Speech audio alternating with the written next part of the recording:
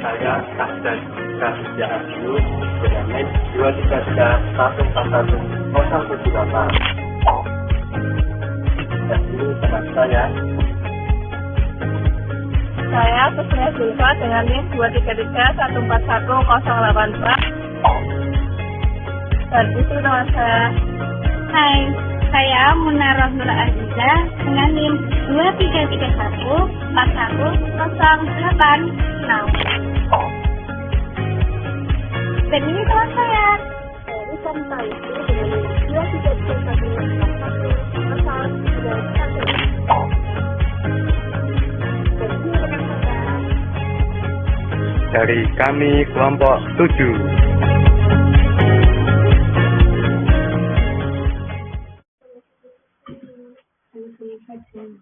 Iya. Yang pertama yaitu terus dengan hukum mensolatkan jenazah agama. Kalau bertanya hukum mensolati itu fardu. Fardu itu wajib. Tapi dalam yang sifatnya umum. Maksudnya apa? Kalau misalnya dalam keadaan perang itu tidak perlu dimandikan. Kemudian wajib di sini untuk perang yang tidak mandikan. Untuk wajib di sini judulnya adalah fardu kifayah. Kifayah itu dari kafa. Kafa itu cukup. Jadi tidak semua umat Islam itu mensolati. Yaitu di fardu itu hukumnya kalau ditinggalkan mendapat dosa sekampung itu. Nah, untuk itu untuk menangani namanya fardu kifayah. Kifayah wazannya kitabah, qiraah, kifayah. Dari kata kafah itu cukup. Jadi cukup beberapa orang mewakili. Tapi kalau tidak karena fardu maka nanti dosanya malah semuanya. Seperti itu. Biasanya apa yang menjadi keutamaan melaksanakan sholat? Keutamaan adalah yang pertama keutamaan ya diantaranya kita mengikuti sunnah Nabi, cinta sunnah Nabi. Karena ittiba Nabi apapun ya, kalau kita ingin mendapatkan syafaat Nabi ya ikuti sunnah Nabi. Aman rohibah asali pada samini. Keutamaan ya kita nanti berharap mendapatkan syafaat saja dari Nabi Muhammad karena kita mensolati itu secara pribadi. Untuk semayat ya keutamaan untuk mendoakan. Karena di antara salat itu adalah doa, salat itu doa. Allahumma ghfirlahu atau Allahumma ghfirlaha. Itu. Jadi keutamaan adalah mendoakan baik itu untuk si sholat yang sholat pun mendoakan Allahumma la tahrimna ajra wa la taftinna wa la taftina ba'dahu. Jangan kami diberi fitnah setelahnya kayak gitu.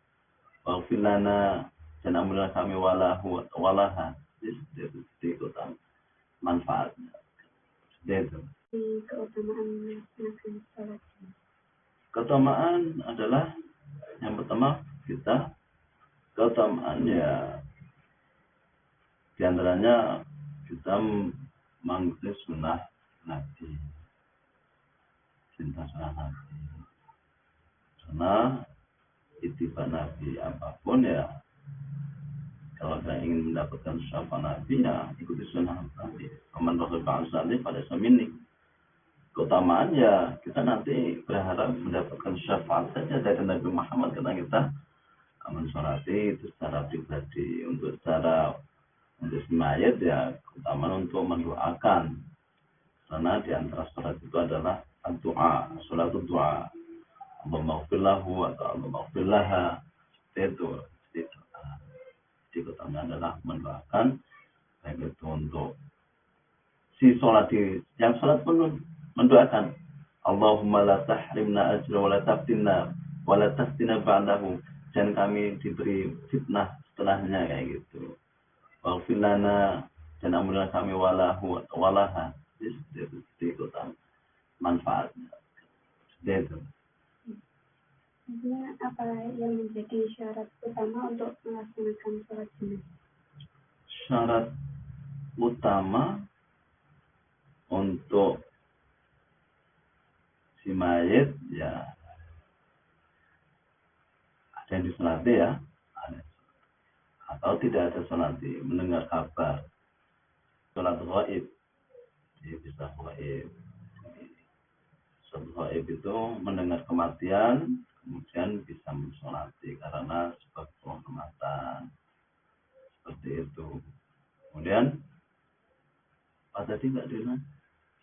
Syaratnya selain si mayit walaupun ada dan tidak ada, yang kedua adalah orang yang sholat. Kalau si mayit itu hendaknya disucikan, dia ada sebelum sholat itu disucikan, dia ada tata cara mensucikan, memandikan di sana. Jadi dengan diguyur seluruh itu dengan namanya mandi janabah, harus dimandikan seluruhnya. Kemudian yang sebelum dimandikan harus dibuang kotorannya seperti itu. Kemudian disucikan dengan itu, kemudian ditutup lubang-lubangnya agar tidak keluar cairan. Nah, sudah suci kemudian disolati karena tidak bisa sholat, maka disolati yang terakhir. Kemudian syaratnya untuk yang sholat itu karena cuma tidak semuanya, yang penting membatalkan penduduk saja mungkin. Ada imam, kemudian ada makmum. Kemudian yang paling bagus memang 40 sampai 100. Setelah hadis itu kalau enggak 100 orang itu akan memberi syafaat, insyaallah. Seperti itu. Jadi syaratnya kalau sampai 100 orang itu akan memberi syafaat kepada si mayit, seperti itu. Jadi syafaat itu tidak harus dari Nabi. Jadi syaratnya adalah mayit, kemudian orang yang sholat, itu imam dan makmum. Seperti itu, Mbak. Artinya apa saja rukun sholat jenazah? Rukun sholat itu berdiri. Kalau nggak berdiri, ya misalnya kalau karena ingin sholati, kemudian saudaranya atau keluarganya kok ingin sholati karena dia itu nggak kuasa untuk berdiri, ya boleh berdiri. Misalnya keluarganya nangis terus nggak mau ingin, kemudian berdiri, kemudian membaca 4 takbir, kemudian takbir utama setelahnya adalah membaca Al-Fatihah. Yang kedua membaca sholawat, yang pendek ada yang panjang, dan itu Allahumma shalli ala Muhammad. Yang panjang dilengkapi kama sampai wabarik ala Muhammad kama barakta ala Ibrahim. Itu kalau yang panjang lengkapnya. Setelah takbir ketiga membaca doa. Ada yang mendoa cuma misalnya si mayit itu laki-laki Allahumma ighfir warhamhu wa'fu anhu, ada yang pendek, ada yang panjang, ada yang menambahi. Nah, setelah takbir keempat itu ada yang menambah Allahumma la tahzina ajrahu la tahna ajraha wala tunfa'na. Itu ada yang setelah takbir keempat itu kemudian salam. Tapi ada yang takbir ketiga itu doa, kemudian Allahu Akbar terus salam ada. Seperti itu. Kemudian mualah itu harus terus, itu rukunnya. Tadi rukun apa syarat tadi? Rukunnya. Jadi mualah itu atau berkesinambungan. Jadi maksudnya lagi sholati pingsan kan? Pingsan mah sholati karena ayahnya terakhir kemudian pingsan. Ya, harus diulang. Jadi sampai itu. Jadi tidak ada ruku dan sujud. Itu. Artinya siapa saja yang berhak sholat jenazah? Yang berhak karena fardu kifayah itu tidak semuanya wajib, yang berhak ya yang mampu. Misalnya kalau keluarganya itu mampu, di sini ada dua hal, mampu melaksanakan yang mampu secara syariat. Seperti itu mampu, yaitu tadi urutannya tahu membedakan dulu yang si mayat itu laki-laki apa perempuan, seperti itu bisa memayyiz itu orang yang bisa membedakan. Kemudian dia paham syariah. Si mayat Allah mau, kalau laki-laki Allah maghfir lahu warhamhu, enggak boleh Allah maghfir laha. Nanti si mayat kalau kaget nanti. Jadi ini malaikat bingung gitu. Ini jadi si mati larang wedok niku. Pernah sholat apa? Pernah belajar Al-Qur'an enggak iki wong iki? Oh, mayat bapake kok Allah maghfir laha warhamha wa afiha. Allahumma ala hadzal mayyitati. Sing mayat kok lanang Allah bangga. Kok kaget itu tangin bikin salah. Kayak gitu. Jadi harus secara syariah dan secara keluarga. Kalau makmum itu mah yang penting ikut saja. Jadi yang utama itu imam. Makmum itu dua, mampu syariah sudah cukup. Jadi fardu kifayah saja. Seperti itu. Lalu bagaimana jika seseorang melakukan kesalahan dalam membaca doa dalam sholat jenazah? Nah, tadi syaratnya tadi, kemudian itu tadi harus memenuhi kriteria siapa yang mensolati. Kalau nggak paham syariah ya akhirnya doanya salah-salah ya. Kalau lupa itu wajar, lupa itu di mana pun wajar. Tapi kalau salah secara fatal, nggak tahu kaidah bahasa Arab, itu mengerikan. Jadi tadi walaupun jadi imam itu wajib yang paham syar'i, tajwid, makharijul huruf gitu kan. Kemudian urutannya enggak balik-balik tadi, rukunnya habis Fatihah kemudian atau kebalik Allahumma sholli ala Muhammad terus Al-Fatihah ya, balik-balik. Jadi harus paham syar'i seperti itu, Mbak. Apa yang harus dilakukan jika tidak ada orang yang mengetahui jumlah rakaat yang telah dilakukan dengan sholat jenazah? Oh, itu perlu diruskan, tidak ada rakaat.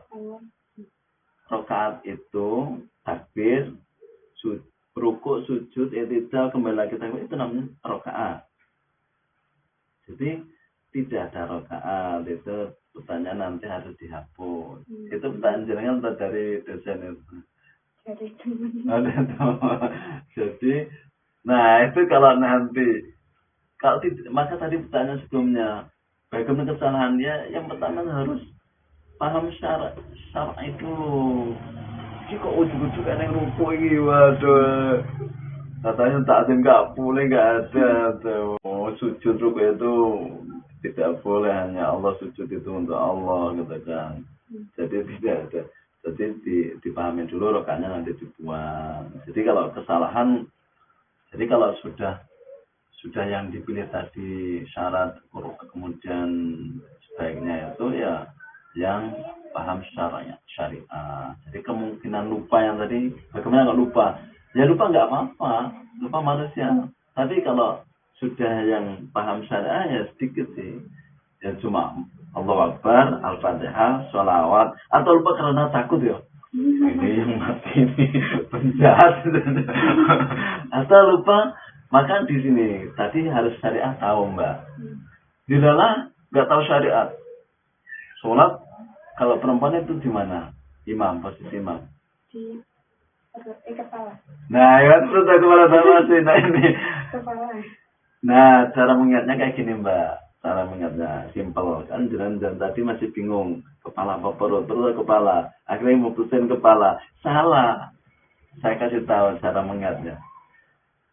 Seorang imam itu dia tidak syahwat, dia tidak ragu-ragu dan tidak terlupakan. Itu jangan melihat wajah. Tidaklah sing diselati gadis ayu. Akhirnya sing imame waduh ayu. Akhirnya sampai ruku sujud lagi salah. Maka Imam itu. Nah, cara mengingatnya kalau perempuan itu pusat, bagian perut. Kalau laki-laki kepala. Nah, jadi kalau kita sholat dilalah sing wong lanang ngapain kita nggak ada syahwat. Itu kan ada kasus itu seorang wanita ya yang meninggal di tubuh itu di kuburan karena cantiknya itu. Nah ini podo lagi Allah motor cantiknya akhirnya lari itu sujud. Nah di sini maka jenengan cara mengingatnya adalah imam nggak, kalau perempuan nggak di kepala, dia tidak ada godaan.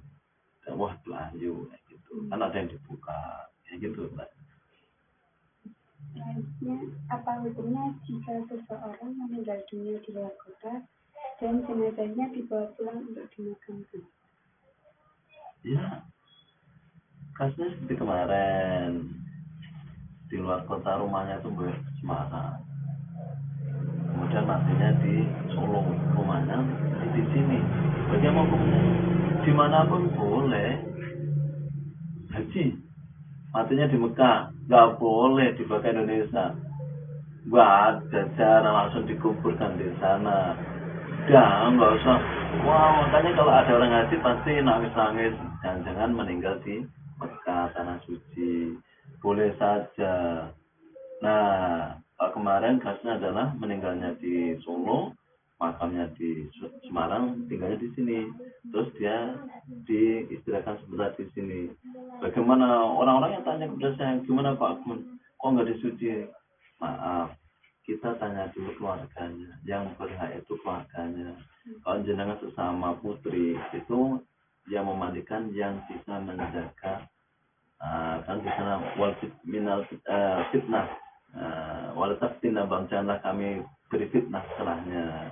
Nah, tatkala yang memandikan kok membocorkan aib si mayit, ya malah mengerikan. Maka kemarin saya jawab, permintaan keluarga itu mau dimandikan di rumahnya di Semarang.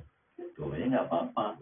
Tapi di sini kita nggak boleh mensolati karena belum suci gitu. Kita mendoakan boleh saja, doakan supaya oleh apa yang mati ya kan. Kalau misal nantinya di Mekah itu yang keluarganya harus sholat Id. Nah di sana tidak harus, kan fardu kifayah. Fardu apalagi kalau yang sholat di sana jamaah haji itu, masya Allah, dari ribuan orang, mau 100 yang memberi syafaat apalagi ribuan, apalagi haji. Bahkan masya Allah doanya langsung tidak ada satir, ada penghalang dari Allah. Itu jadi nggak apa-apa, serahne wae, malah alhamdulillah sing nyolati. Kalau kita mah banyak dosa, kalau orang sana orang haji mah waduh ya nggak apa-apa Mbak, seperti itu kasusnya, boleh-boleh saja.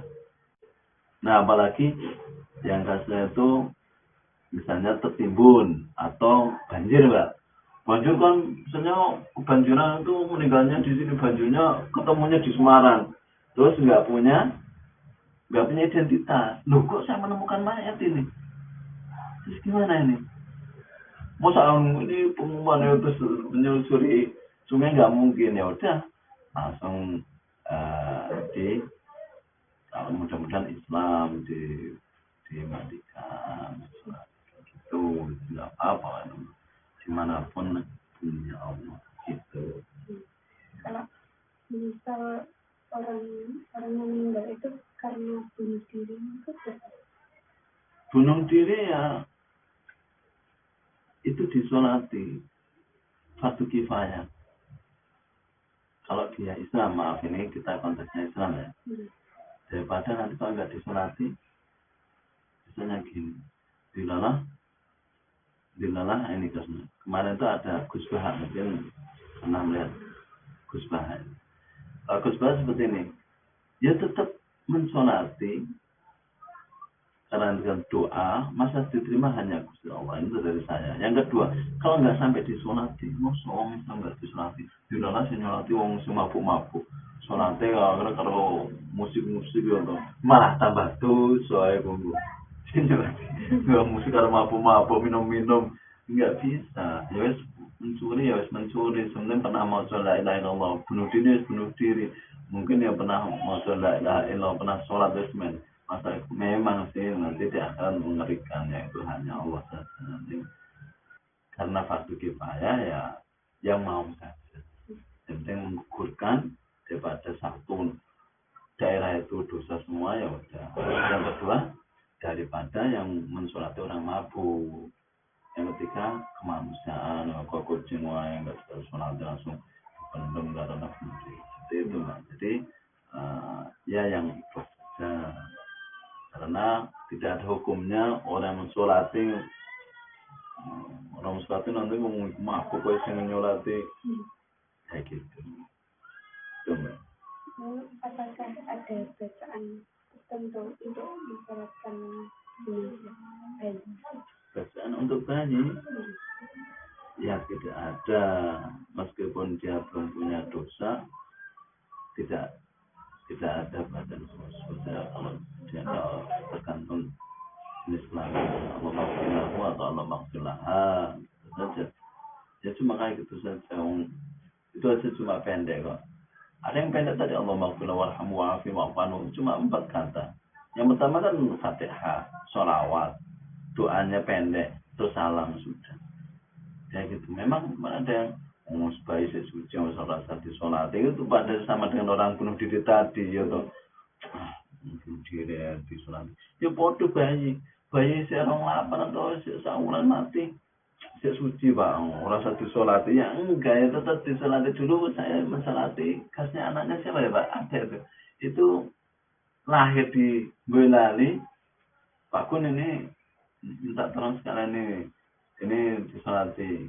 Kausan 2 hari atau 1 hari itu meninggal. Ya saya solati. Kalau enggak sholat ya karena dia masih milah, masih tetap agama Islam. Kayak gitu. Kalau nggak sholatnya malah nanti kata orang lain yang kayak non Islam atau milah Islam. Masa diterima itu hanya Allah udah yang penting kewajiban itu fardu kifayah gitu. Berarti niatnya tetap sama dia. Sama mayit, hukumnya kan mayit. Jadi nggak ada kayak fobia. Kalau saya nggak ada, nggak menambah. Karena hukum 2 itu hidup atau mati, mayit atau hidup. Mayit ya udah mayit. Kalau mau kenal Allah, sana ala hazan mayit, sana ala hazin mayitati, gitu kan. Karena nggak ada tuntutan dari Nabi Muhammad dulu ya punya cucu. Anaknya Ibrahim itu masih kecil ya, meninggal. Anak-anak Nabi Ibrahim itu yang laki-laki meninggal semua, ya kan? Ya nggak ada bacaan khusus ngono wae. Tapi jangan ngono wae. Maksud saya minta maaf. Kalau jenengan punya referensi, saya ada referensi lain. Semua yang jenengan tanyakan jangan mengambil jawaban dari saya. Saya sejak dulu ibu-ibu itu pertanyaan itu mengerikan, Mbak. Misalnya bab apa itu mengerikan. Tapi saya bilang, Ibu, jawaban saya jangan sampai menjadi patokan. Silakan tanya kepada, kan ada 4 Jumat itu. Kalau nanti bertemu dengan Ustaz ini tanyakan yang soal yang sama, seperti itu. Karena apa? Keluasaan dan ilmu itu pasti beda-beda. Seperti itu. Mbak. Jadi nanti bisa referensi, googling, nggak apa-apa. Di sana ada penyantuman sumber, gitu sumber. Kemudian apakah dianjurkan membaca doa tertentu setelah menyelesaikan ujian? Ya, kalau saya itu minta maaf. Saya mempunyai akidah, keyakinan saya tidak ada bacaan setelah sholat. Karena sholat itu doa, ngapain setelah salam itu doa lagi? Aku nggak percaya kalau Kanjeng Nabi. Kalau saya sholat itu doa yang pertama, sholat itu doa yang kedua. Di sana sudah ada doa. Ngapain harus menambah? Kalau saya habis ngimami, saya langsung assalamualaikum, saya salami. Kalau nggak perlu ya langsung keluar. Nggak saya tahlilin ngapain udah. Maaf ya. Ini dari saya. Maka saya katakan tadi, jangan bisa mengambil referensi dari yang lain. Itu karena akidahnya berbeda-beda, nggak ada, nggak menambah. Karena hukum Dua itu hidup atau mati, mayit atau hidup. Mayit ya udah mayit. Kalau mau kenal Allah, sholli ala hadzal mayyit, sholli ala hadzal mayyitati. Gitu kan. Karena nggak ada tuntutan dari Nabi Muhammad dulu ya punya cucu. Anaknya Ibrahim itu masih kecil ya.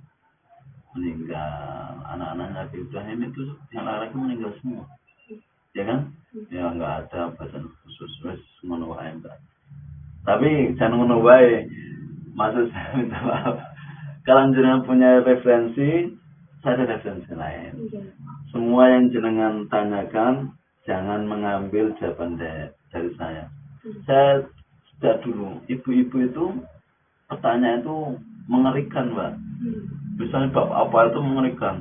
Tapi saya bilang, ibu, jawaban saya jangan sampai menjadi patokan. Silakan tanya kepada, kan ada 4 Jumat itu. Kalau nanti bertemu dengan Ustaz ini, tanyakan yang soal yang sama.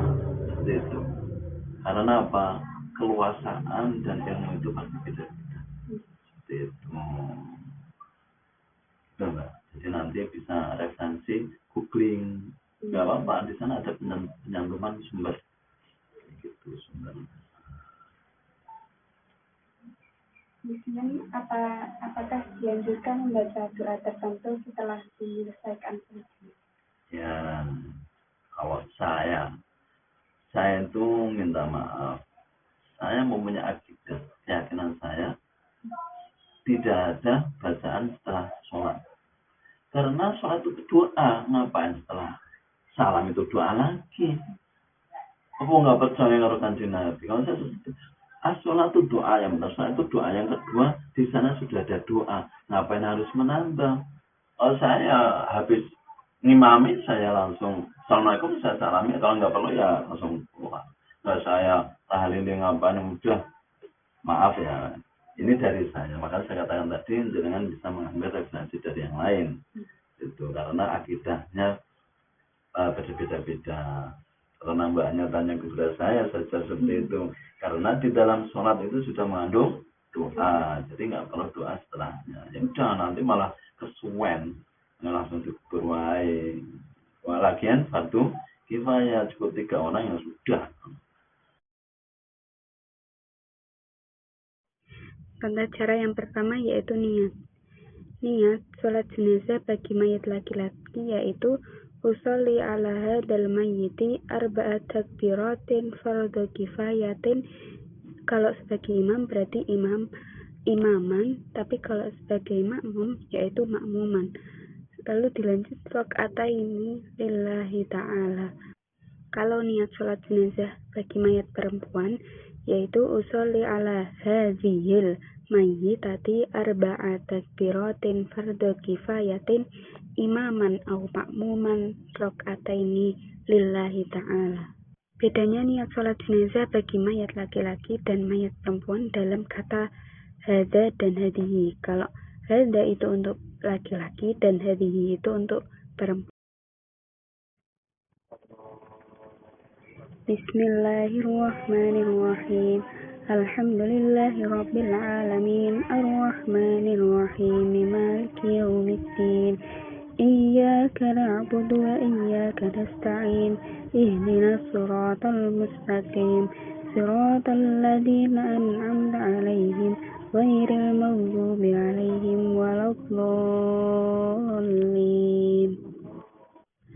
Allahumma shalli ala sayyidina Muhammad wa ala ali sayyidina Muhammad kama shallaita ala sayyidina Ibrahim wa ala ali sayyidina Ibrahim wa barik ala sayyidina Muhammad wa ala ali sayyidina Muhammad kama barakta ala sayyidina Ibrahim wa ala ali sayyidina Ibrahim fil alamin innaka Hamidum Majid.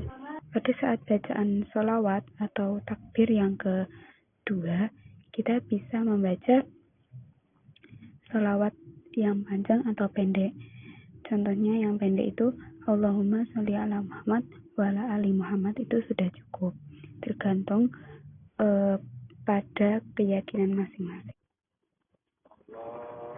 اللهم اغفر له وارحمه وعافه واعف عنه واكرم نزله وواسع مدخله وأغسله بماء والثلج والبرد ونقه من الخطايا كما ينقى الثوب الأبيض من الدنس وأبدله دارا خيرا من داره وأهلا خيرا من أهله وزوجا خيرا من زوجه وفيه فتنة القبر وعذاب النار.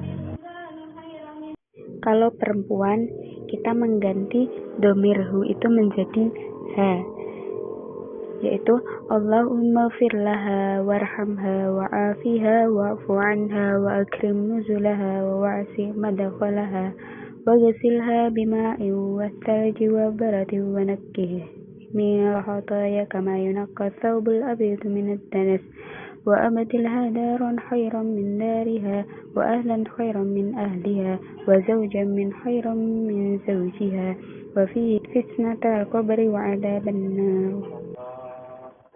Allahumma la tahrimna ajrahu wa la taftinna ba'dahu waghfir lana wa lahu.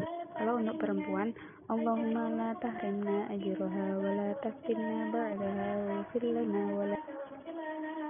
Assalamualaikum warahmatullahi wabarakatuh. Assalamualaikum warahmatullahi wabarakatuh.